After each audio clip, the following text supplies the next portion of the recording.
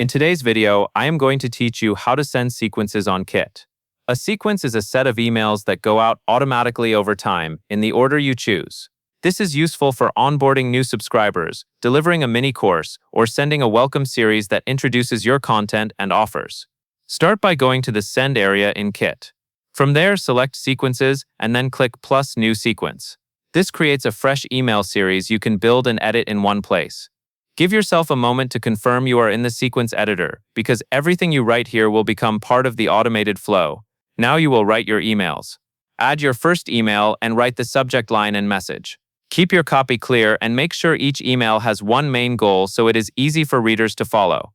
When you are ready to add another message to the series, click plus Add Email. Continue building until your full sequence is drafted. As you write, it helps to keep the tone consistent across messages, since subscribers will experience these emails as a connected series. Next, set the timing. For the delay between emails, set the timing to 1 day. This means after a subscriber receives one email, the next email in the sequence will send 1 day later. A steady daily schedule is a simple default that keeps momentum without overwhelming most audiences. Once the emails are written and the timing is set, you need to make sure they are allowed to send. Go through each email and toggle its status from draft to published.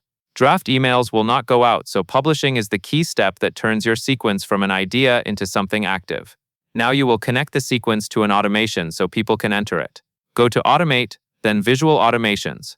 Click plus New Automation and choose to start from scratch. For the entry point, select Joins a Form. This means subscribers will start the automation when they submit the specific form you choose. Finally, click the plus icon in the automation, select Email Sequence, and choose the new sequence you just created. Save your work so the automation is ready to run. That covers everything you need to know.